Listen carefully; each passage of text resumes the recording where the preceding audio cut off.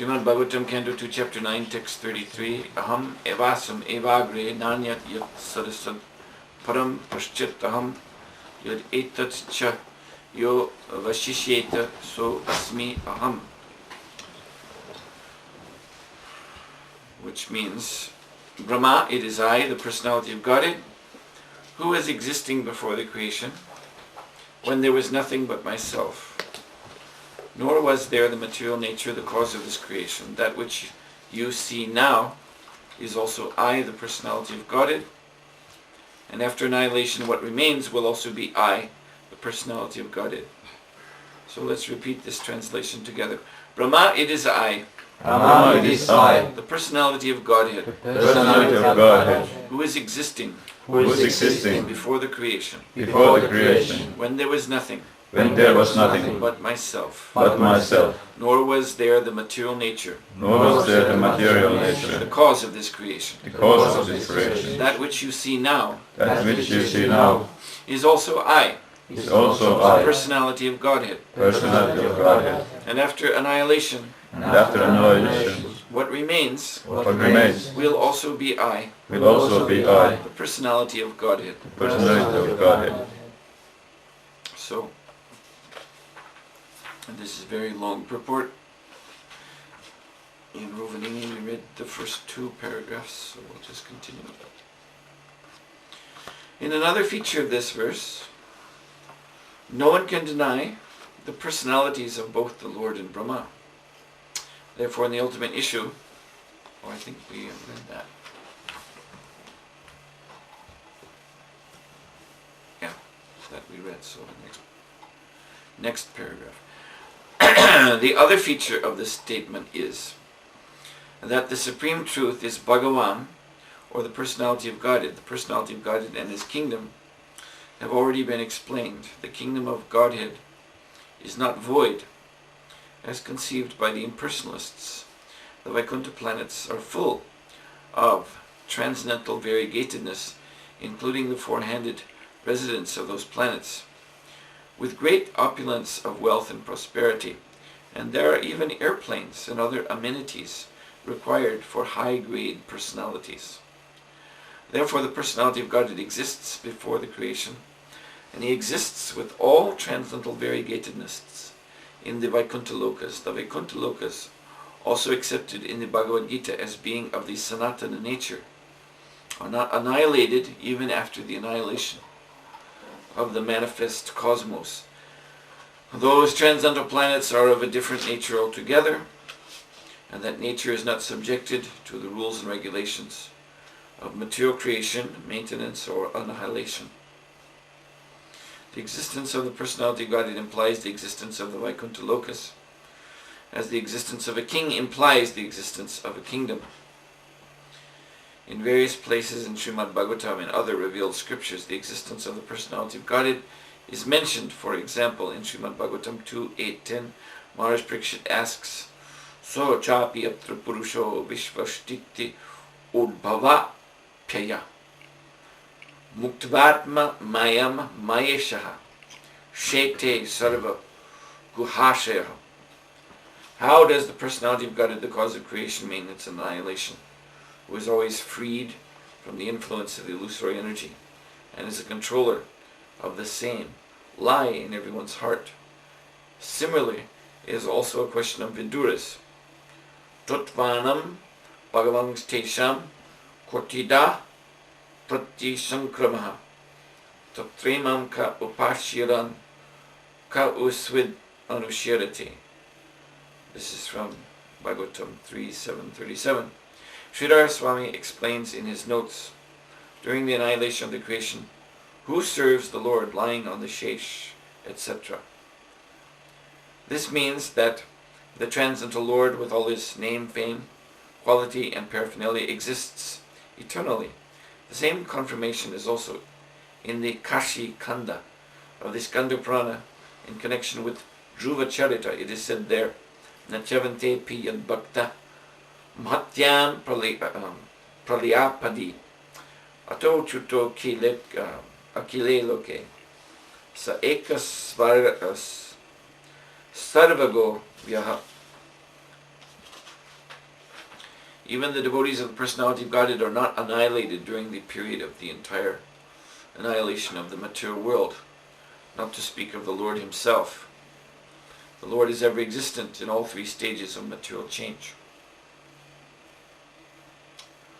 The impersonalist adduces no activity to the Supreme, but in this discussion between Brahma and the Supreme Personality of Godhead, the Lord is said to have activities also, as he has his form and quality.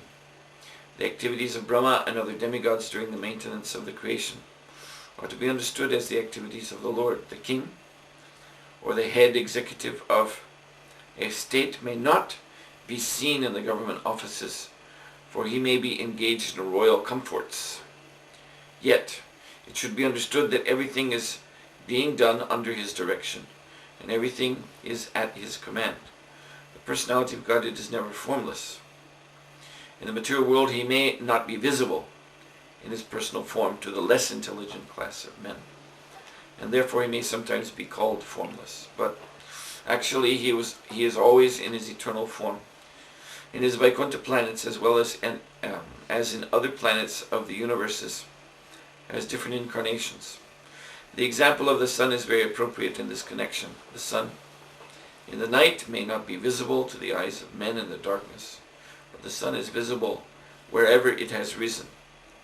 That the sun is not visible to the eyes of the inhabitants of a particular part of the earth does not mean that the sun has no form. So I will stop here.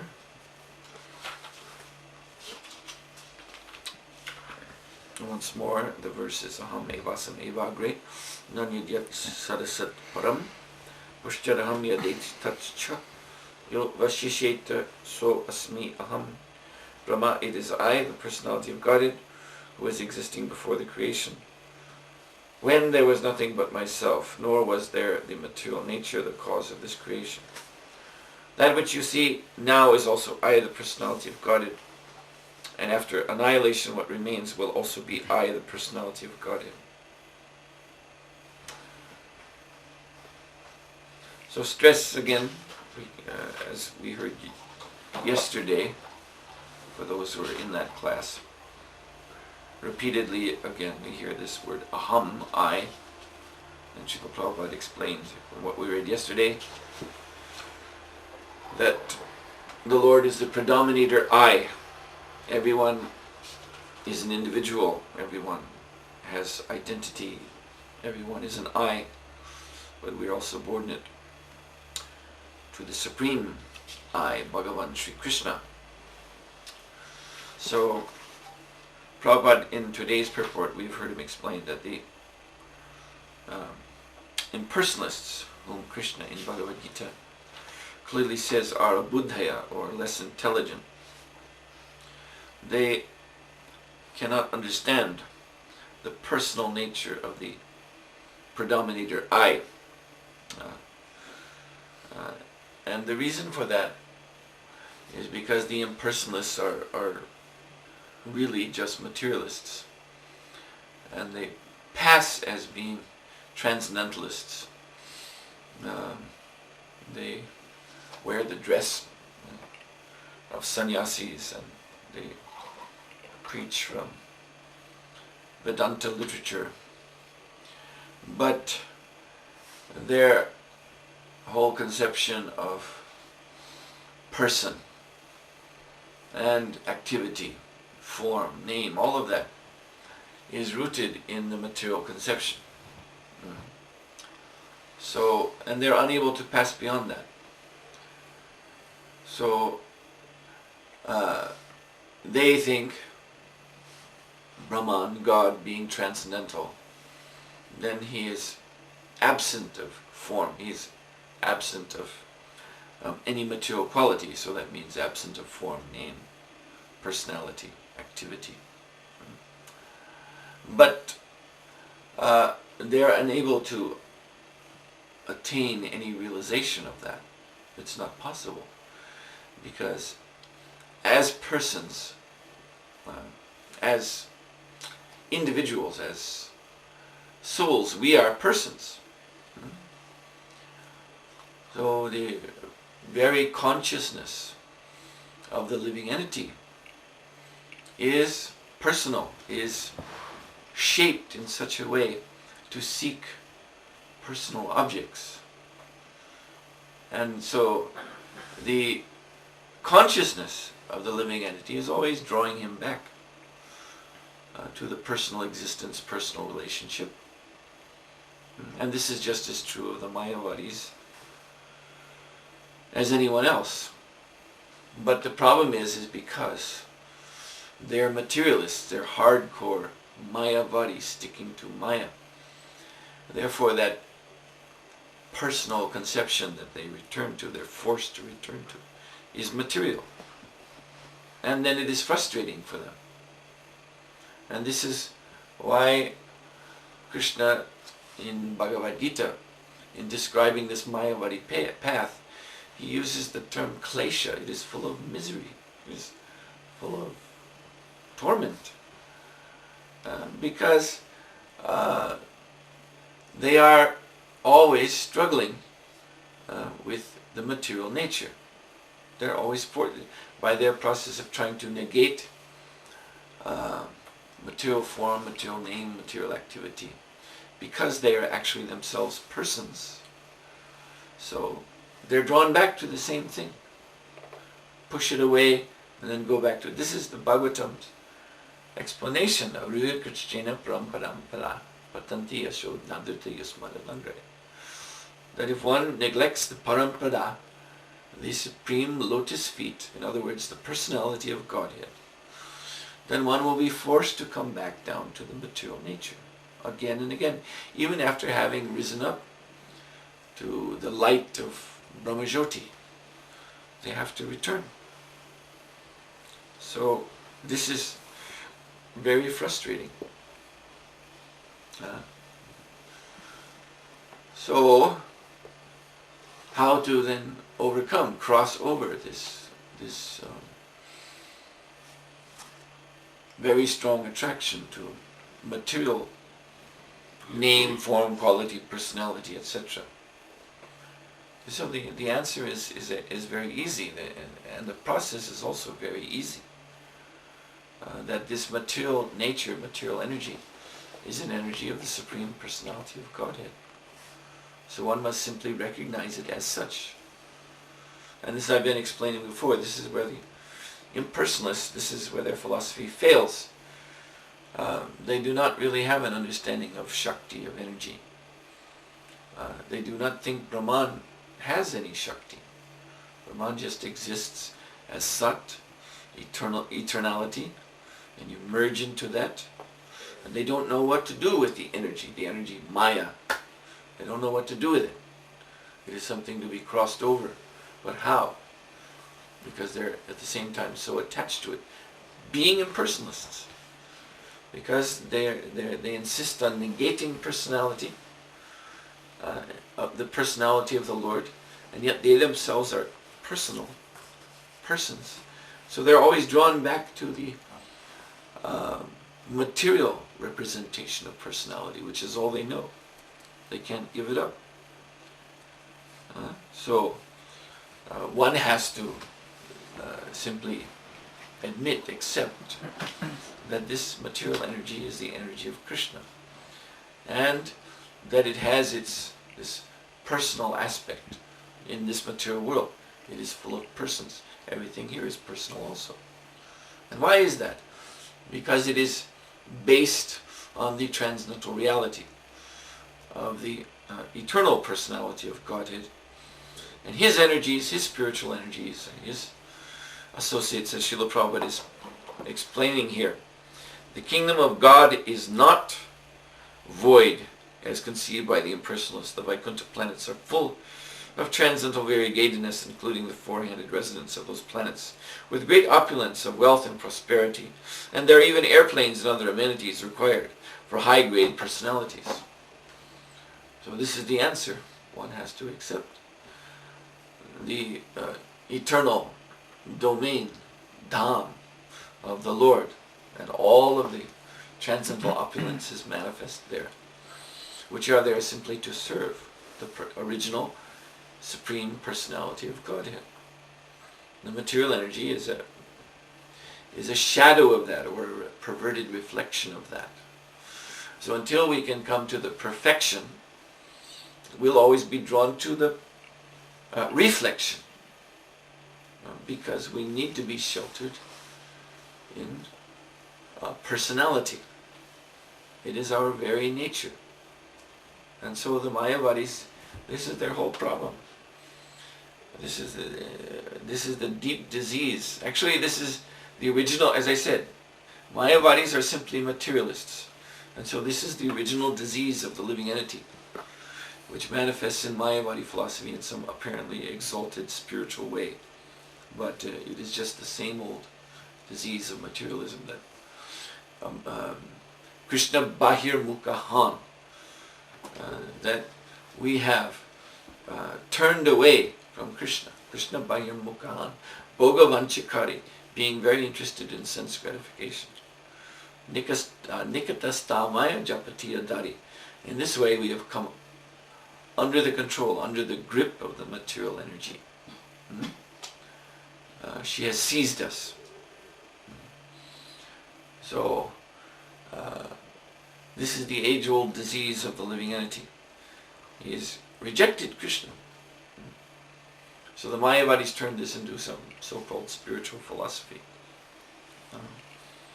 But as long as we remain bahirmukh, turned away from the Lord, yes, then we will always be attracted to the material perverted reflection of the Lord and His energies. The Mayavadis have this drastic solution that you kill personality. Like Prabhupada gave the example of going, someone has a headache and they go to a doctor.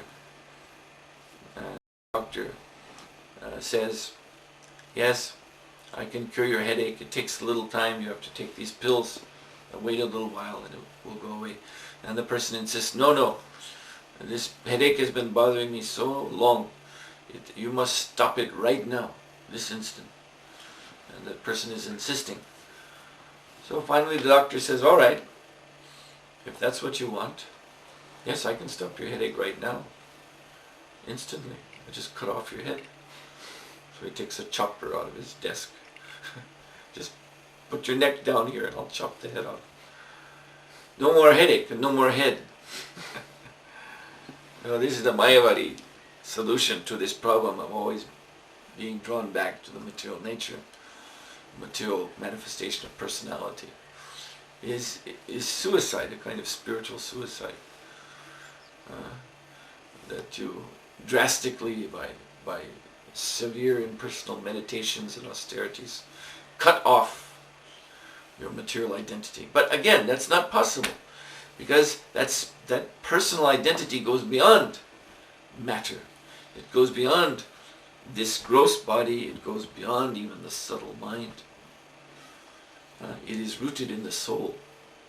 And the soul will always seek. You see, like attracts like. So the soul will always seek its fulfillment in a personal environment. And so the soul will always come back, either to this material world, if it cannot go back home, back to Godhead. And so this is the answer. There's only one answer. Those who find themselves troubled, by material attraction, they need to know this. That the actual cause of this is impersonalism.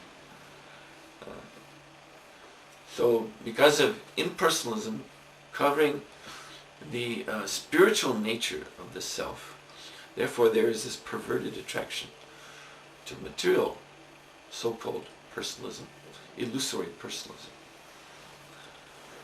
So this impersonalism we have to remove from the heart, and there's only one way to do that.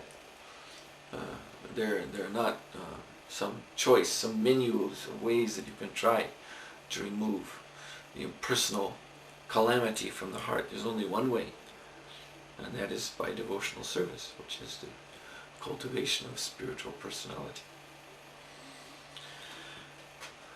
So we're advancing in this purport, in our understanding of this word aham, I. Now we have come to the point, like Prabhupada says, Krishna is never alone. Prabhupada always said that Krishna is never alone. Srila Prabhupada objected to paintings of Krishna where he would be seen simply standing alone. Sometimes you see there's Krishna and he's sort of appearing in some poster from India, appearing out of the light of Brahman. There's maybe an Om, the letter Om behind him or around him, and there's Krishna smiling. He's just kind of floating in space. And this is also, a way of understanding Krishna that is very much influenced by Mayavadi philosophy. There is actually a certain type of Mayavadi who conceive. There are different types of Mayavadis there, and there's one kind that will agree with you that Krishna's form is transcendental. Sat Chit Ananda Vigraha. They'll agree. And you think, wow, this is, you're not a Mayavadi. But then they'll go on to say, but that form, it appears out of the impersonal Brahman, Brahmajyoti. The Brahmajyoti sometimes manifests a transcendental personality, and then that transcendental personality is withdrawn back into the impersonal background. So this is still Mayavadi philosophy. It's more refined. Less refined, they say that Krishna is material. Krishna's form is in the sattva guna, mode of goodness, that's all. Krishna took birth, Krishna died, his body was material, but this more sophisticated Mayavadis say, no, he is spiritual. But that is not the ultimate form of the Absolute Truth. The ultimate form is formless. The ultimate form has no form. So the form of God is manifest out of this formless background. Nirakara. They like that. But what does Krishna say in Gita? In 7th chapter of Bhagavad Gita, Krishna says that Vyakto Vyaktim Manite Mama Buddhaya, what is that? Anyway, he's declaring that those who say that from avyakta, unmanifest, comes vyakta, comes the manifest personality of Godhead. Vyakto Vyaktimapanam Manyate Mam Abudhaya. Clearly uses this word. And the language is so clear. Avyakta Vyaktim Apanam. Those who say that the Vyakta, the manifest form of God, comes out of avyakta, an unmanifest background. Manyate mam abudhaya. They are less intelligent. Prabhupada sometimes he would translate this word abudhaya as no brain. They have no brain. So the Shastra drastically rejects this impersonalist philosophy. So the personality of Godhead, Prabhupada said, is never alone. Krishna is never alone. He didn't like paintings that depicted Krishna alone. Krishna should be there with Srimati Radharani, or at least with cow. Gopal Krishna poster is nice. Krishna with cow. Krishna with Radharani, Krishna with cowherd friends, Krishna in Goloka Vrindavan. The whole, the Dham is there, the trees, the Yamuna river. All of that should be there. Because Krishna is the supreme personality of Godhead. And a person never stands alone. You see, what good is it to be a person? Imagine this. What good is it to be a person if the environment around you is totally devoid of any variety? You know, what good is to be a person? You have not even any seat to sit on. You have not even any floor to stand on. You have no one to talk to. nothing to do, no place to go. What is the use of being a person? You see, here you are, okay, you're a person, but floating in some white light. You see, just floating there. So this is not very good. So this is not the way to understand Krishna. Oh yes, he is a supreme person, but he just kind of floats in a void. No, everything must be there. All of his personal energies, his Shakti, its full manifestation of variety must be there. And then we see what is the meaning of Purushottama, that God is the supreme enjoyer. He enjoys his own Atma Shakti, his own energy. This is why he is Atmaram. All of that is transcendental. It is not different from him. So Krishna, yes, in one sense, he's enjoying himself. Yes, because all of that is his own personal energy. But it manifests as variety. Srila Prabhupada insists this. He used to say, we are not Mayavaris. So therefore there must be variety. You see, this is essential to the Vaishnava philosophy, or Vaishnava understanding. That in spiritual reality there is variety. Because there's this English saying, variety is the mother of enjoyment. You see, if there's no variety, if all the food you eat, you see, every day you're taking 3 meals of food, and it's the same thing, boiled potatoes only, 3 meals a day, 7 days a week, 365 days a year, you're only taking boiled potatoes. And you're not enjoying what you're eating. You see? And for you, eating is not enjoyment, because there's no variety. Even you like boiled potatoes. Even you say, that's my favorite food. But if that's all you eat, it will become dry. You see? Like I gave the example the other day. Chocolate ice cream. Someone says, you ask him, what is your favorite food? He says, chocolate ice cream. Oh, okay, then we put you in a room full of chocolate ice cream, and you just eat. So how long before he hates chocolate ice cream? If that's all there is to eat, he'll become disgusted. You see? He won't want to see it after some time, because of no variety. So even your favorite thing, the favorite thing that you like best, it must be counterbalanced by some other things, so that this particular enjoyment stands out for you. Because if that's all you have, no variety, then you can't enjoy anymore. So variety is the mother of enjoyment. This is the principle. So if we accept that the spiritual world is Ananda Chinmaya, is the place of Akila Rasa, complete, full, transcendental happiness, then who can argue that there's no variety there? There must be variety. But the point is that it is spiritual. So this is what Krishna is enjoying, and we can go there and enjoy with him if we take up this cultivation of consciousness of the Lord and his enjoyment. Actually, Prabhupada I remember this lecture where Prabhupada, in such a remarkable, Prabhupada would give these brilliant epigrams. The epigram means these little phrases, in simple language, but they would express so much profound truth. And Prabhupada once, he was explaining what is the goal of Krishna consciousness, what platform of life do we want to come to. And Prabhupada explained it in this way, using this simple phrase, that we want to see how God is enjoying. Such a nice, simple explanation.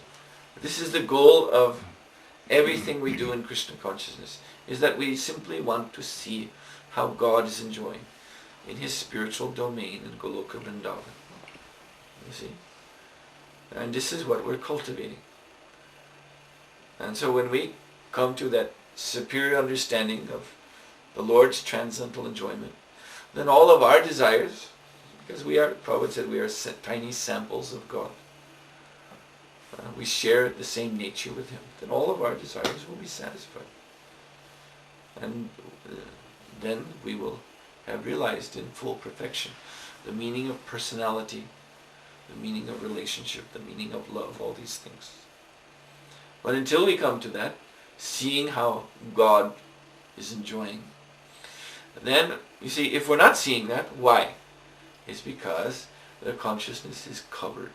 The heart is covered. And covered with what? It's impersonalism. You see? Like the moon. And Bhagavatam gives this very analogy, comparing. It's Lord Krishna speaking to Uddhava in 11th canto. The very analogy of Maya. Maya being like Rahu, the planet Rahu, which can cover the moon, an eclipse.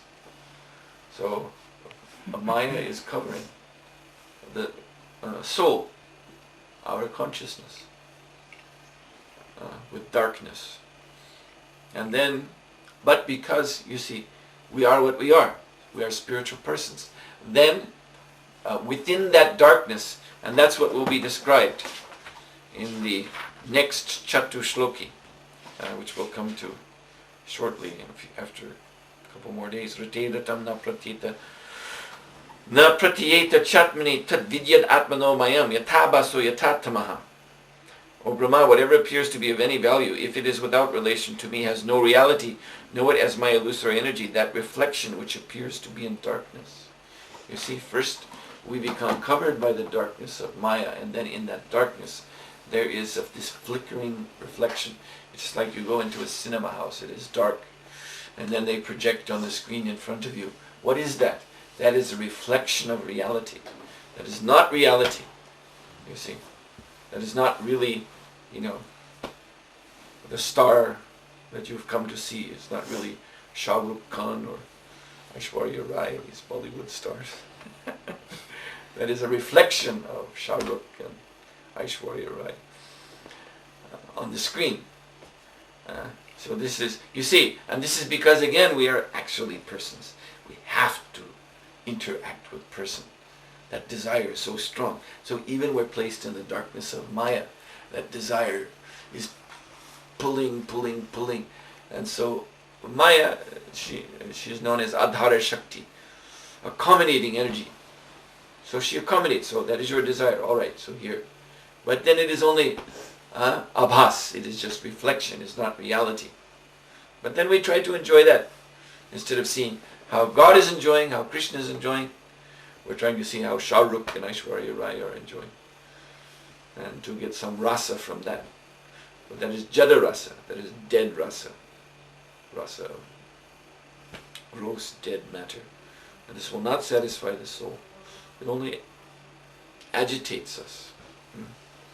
No, it does not satisfy us. But you see, this must go on. And then the impersonalists, they're struggling with this. They're struggling between that reflection and nothing. You see, this is their two choices. There's that, this perverted reflection, and there's nothing, void, shunya, or nirakar Brahman, and they just like pendulum go back and forth between the two, attracted to that thing, and then they become disgusted. Oh, it is horrible. It is not really pleasure. It is just skin and bones and flesh and blood and horrible. And then they want to go back, let us become liberated in Brahman or in the void, and then they become bored there, nothing to do, very dry, and so then they hear Aishwarya Rai singing some Bollywood song, and they're, oh, let us go there and see what's going on. And they're back in Maya again, back and forth. And this is just simply material existence. Actually, that's all it is. Like Krishna says, Sarasat Joni Janmashu, describing Purusha Prakriti Stohi, the Purusha, the soul, when it is Prakriti Stohi, means situated in material nature. Bhungte Prakriti Jaguna, trying to enjoy the modes of nature. Karanam Guna Sangasya, then is following the ways of the material nature. Material nature is dragging that living entity through Sadasat Joni Janmashu. So that Sadasat Joni Janmashu can be translated as birth in auspicious and inauspicious forms of life or situations. But sadasad can also mean manifest and unmanifest. So this is the ultimate duality of material nature. Sometimes we are manifest, sometimes we have a body and we're engaged in activities, and sometimes we are not manifest. Just like after death, then for a period of time, the soul goes to the womb of another mother, but for some time, because the body inside the mother is not developed, it's just like you see in the Bhagavatam, a pea, like a little pea, and just growing slowly. And only at a more later stage, after 6 months or so, and then consciousness comes out. So before that, this is susupti, this is coma state. There's no awareness. And then, that's of course on the microcosmic scale. On the macrocosmic scale, Mahavishnu breathes out, and there is Vyakta, manifest creation, everything going on. Brahma is there creating living entities, going round and round, cycle of birth and death, so many Indras coming and going. And then Mahavishnu breathes in, everything asat, everything unmanifest. You see. And this is from our position, this is long time. We cannot calculate how long that is. Everything is merged into susupti, unconsciousness, within Mahavishnu. And then he breathes out again, and all the living entities come out, have their bodies and do their karmas, and then he breathes in, everything vanishes. This is material life, sadasa. So actually, Mayavadis, impersonalists, voidists, they should get no credit at all for what they do, because it is automatically there. You don't give them any credit. Oh, well, at least they have negated, at least they have gone to this impersonal state, away from the gross material activities. No, because that's happening automatically anyway. Automatically, the material activities disappear within Mahavishnu. And automatically everyone is one with God, because they're inside of Mahavishnu. Well, everyone's one with God then. Then he breathes out, and again we're out, doing our karmas, and again going. So what is the credit? It's going on automatically. So this is why we say Mayavadi. They're just in Maya, that's all.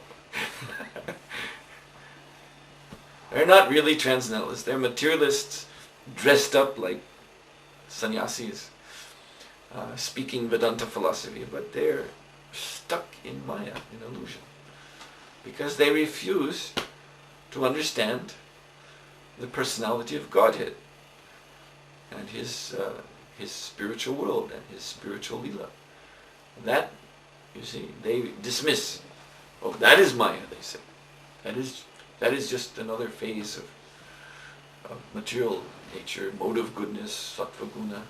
Or like I said, they may even go so far to say, yes, that is also spiritual, but it is temporary. The real eternal background is this impersonal light. Sometimes coming out of the light there is Krishna and his lila, but it goes back in. So really we just want to see that light, that impersonal void. So therefore they have to stay here in the material world. Alright, then we stop here. Yes? Guru Maharaj came to our mind. It's many times said that these impersonal tendencies are very, very deep rooted in conditioned souls, and but also like different devotees have like different conceptions what is impersonal and what's like personal behavior, like in practical dealings. Or some devotees may think that the more persons is, or like if I'm very eager to associate with many persons and be in like a Prajalpa association after Sunday feast or like that, and that is developing our personal association, it says that this tendency to be alone. So your question is, how do I know? Yeah, how do I know? Yeah, I'm always hearing this question, and I'm always giving the same answer. There's only one answer to this question in all of its different forms, which is always this, confusion about, yes, there's all these statements in the Shastra, but here we are in this, present situation. How do we know to apply that to this? And Prabhupada said, this is a matter of discrimination, and discrimination means realization. And that's the only answer I can give to this. So if you don't know how to discriminate, that means you don't have realization. And if you don't have realization, then you should just chant 16 rounds every day. Get up early, take the sadhana, do the best you can in devotional service, because you have a long way to go. And there's no other way, this kind of question, can you please give us some mathematical formula which we can project on the world around us and oh, that is personal. Oh, that is impersonal. Sorry, no such thing. It doesn't work like that. This is a question of realization. Realization. That means the heart must be purified. There's no formula. This is not formulaic system. This itself, this way of thinking is itself impersonal. It's like, people today, they would rather relate with one another through machines. It's like internet, chat rooms, computer chat rooms. They have computer dating. They have a whole relationship through the computer. They don't ever see each other face to face. And this is safe. You see, this is, then they're protected. They feel protected. There's no uncertainty because everything's under control. There's a monitor and there's a keyboard, and I can turn it off anytime I want. It doesn't have to get heavy. But if I'm with the person, then everything's out of my control, and it becomes very disturbing, and I get scared. So this needing to have a formula that to fit everything in, so everything will be safe and in proportion and predictable. This is what's very important. Everything should be predictable. This is impersonalism. If you look at Krishna's Leela, are Krishna's Leela predictable? Krishna's Leela is just Krishna's Leela is just pure emotion. It is pure emotion. Just emotion, a great ocean of emotions churning, and you never know what's going on. When we read the Goswami, we read the Krishna book to begin with, but then go on and read Goswami accounts of the Lord's Leelas, and it's just so full of variety, and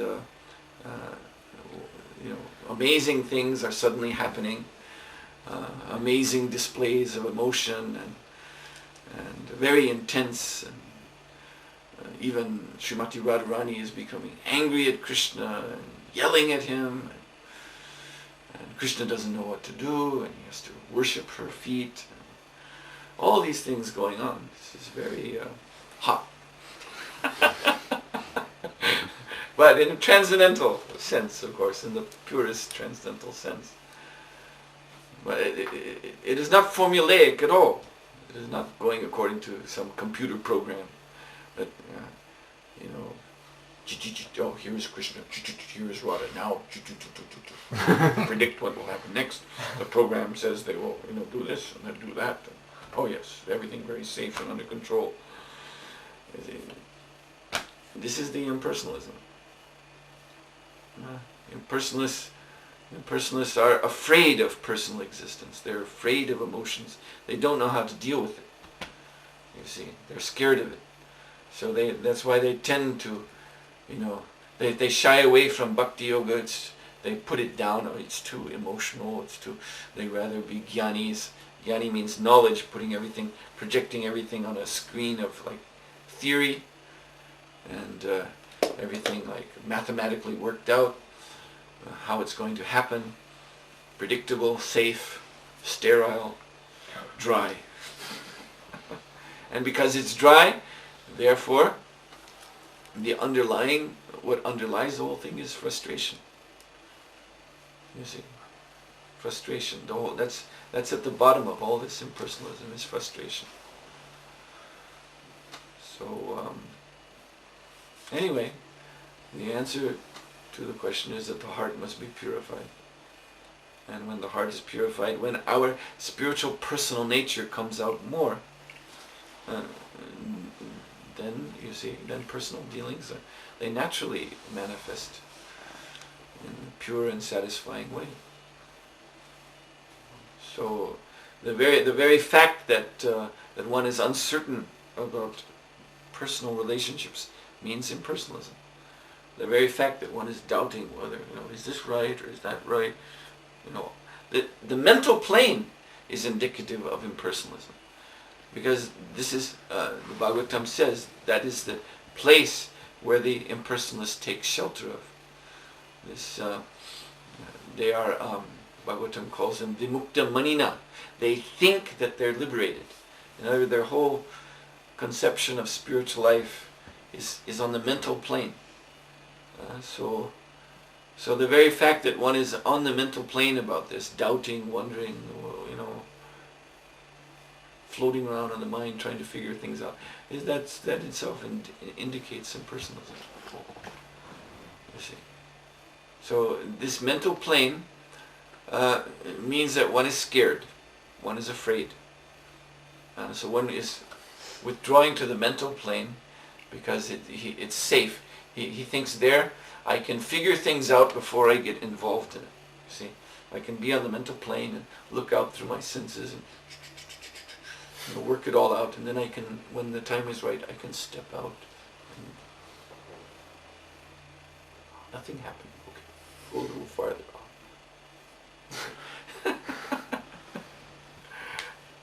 Well, the mental plane is a position of, it's where the Mayavadis are, the impersonalists, it's where the ghosts are. All those who have some uncertain relationship with the world around them, they're in the mind, peeking out through the sense openings and what's, trying to figure it out and waiting for the right time so they can appear like mice coming out of their mouse holes, sniffing the air. Is it safe? Where's the cat?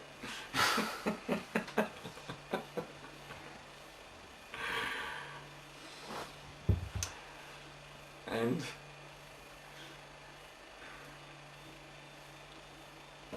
Srila Prabhupada always says we have to get off the mental plane.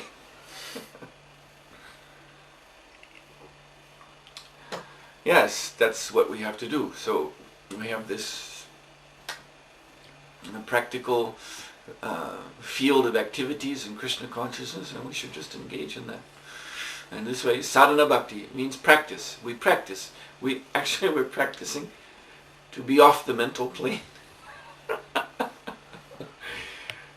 Do something practical. Prabhupada used to say that. Do something tangible in devotional service. He was very much against this idea of ashrams, because there's this idea very prominent in India that ashram is a place of retreat. Someone who has become very tired of his material activities, no longer knows how to go on in life, and he withdraws to some ashram. And Prabhupada said, and all that is going on there is, he used this term joint mess, which means it's like in a military camp, everyone eats together. So the whole business in the ashram is someone is cooking, serving, and everyone's eating. You see, they have a roof over their head, they can eat. And otherwise, they're not doing very much. It's all in the mental, in the mind, everything. And Prabhupada was very, very negative towards this. That the real ashram is a place of devotional service, practical engagement in Krishna consciousness. And we should get off the mental plane, because mental plane means idleness, and idle mind is devil's workshop. When one is groping around on the mental platform just trying to figure things out because one is unsure what to do, and he's just open to Maya's attack. So therefore Prabhupada insisted that we go out and do something practical, something tangible for Krishna. And this purifies the heart, and this is what we need to understand our personal nature and personal relationships. The heart must be clean. Yes? Well, there's one thing I've been wondering for some time. In asatsanga between two persons, like two atmas, is there actual contact between the persons when we are like material association? Is there actual connection, like contact with two persons, or is it just like contact with material covering of the soul? No, because the souls are actually asleep. So the material experience is a dream.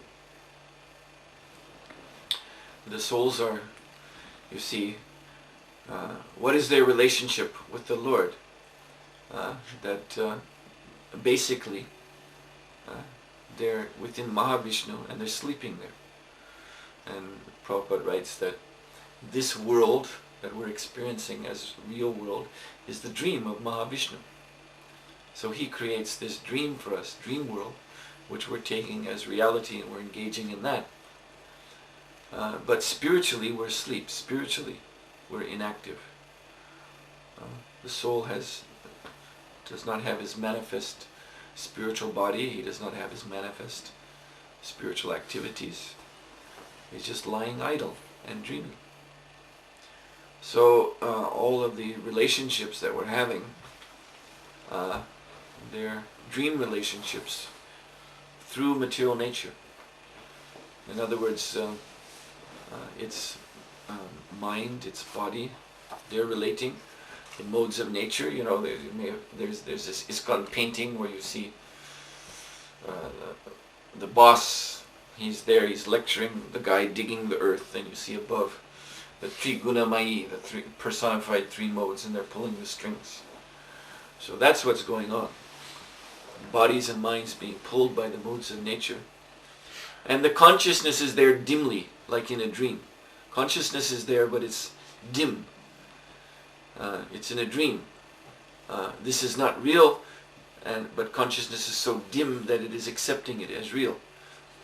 And so that is the experience. The consciousness is lending reality to this illusion, and we're experiencing it as if it was real. But it's not real. It's just an illusory representation, an impression on consciousness created by material nature. So it's again, this cinema analogy is very good. First, to enjoy a cinema, you must be in darkness. And you must be sitting. Sitting in darkness, more or less. That's our position at night when we sleep. Sitting or laying in one place. Everything is dark. And then out of the darkness there comes this abhas, this reflection of reality. So when you dream at night, the same thing is going on, but it's just the cinema house is the heart, you see, which is the seat of the mind. And they're projected in the heart is a reflection of reality. And the same thing's going on. Prabhupada said day dream, night dream. The same thing is going on in the day too. It's just another kind of dream. So the souls are asleep. They're asleep even to their own nature. So how can they be in touch with any other soul? It's like people, it's exactly, you just think, here, in this house, at night when all you boys take rest. So you're all here in the house, but what's your relationship? I got up last night and I was looking around and everyone is sleeping in their own place, and so there's no association. You're just sleeping.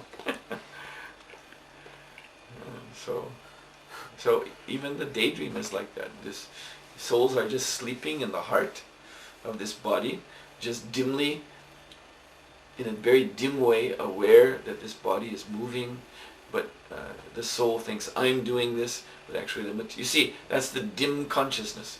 The soul can't really see what's going on. The soul can only see enough that it thinks I'm acting, I'm the body and I'm acting and there's this world and I'm interacting with other people, other persons, other living entities. But no, the body is a machine, yantra, made of material nature. Everything is going on under the string pulling of the three modes. And the soul is just observing that, that's all. We're different. We're just watching the show. But it's everything is dim, darkened. That's what happens in a cinema. You see, because the light is down, dark. Therefore, when this movie comes on, it's the brightest. That's all you can see. So then your consciousness just gets drawn into it, and you think it's real. You're accepting what you're seeing as being reality, and that's the only way you can enjoy a film. You see, they call this. There's a whole. Filmmaking is a science actually, it's very much the science of psychology, and therefore those who produce films they're very expert in the mind. They know, because that's their business. They have to make films that catch people's minds, and they know how to do this. They know very well how to do this. So this is a principle called suspension of reality. That the real situation is, here's a guy, he's just come in off the street. He's paid some money. He's sitting in a seat in a big hall. And, there's this projector machine in the back. There's other people sitting there. There's a big screen. This is the reality. But the lights go down and the projector starts showing the film. And then everyone sitting there willingly suspends reality. Willingly, they give up, they let go of reality so that they can enjoy the film. And unless you let go of reality, you can't enjoy the film. You have to be in Maya to enjoy the film, or watch TV, enjoy television. And you see, if that something happens where the lights come up, you see, the lights come on, the film is still playing, but there's lights so that you can see, the real situation. Then it's not possible to enjoy the film anymore. And people who even object, if for some reason the house lights come on a bit, people will start to shout, "Turn the lights off! You can't enjoy the movie. It must be darkness." So the soul, in order to enjoy this material world, must be in darkness. And that means darkness of his own. You see, you forget yourself in the cinema house. You forget that I'm sitting in this seat. I've just come in off the street. No, you to enjoy the movie, you have to be drawn right into it. You see, you're inside the film in your mind, not in your seat. So then how are you going to contact anyone else? You don't even know who you are, you see, because you're trying to enjoy material nature. So you're not even in touch with yourself, so what to speak of anyone else. So there's no real relationship at all. Alright, so I'll stop here. Thank you very much for the Prabhupada.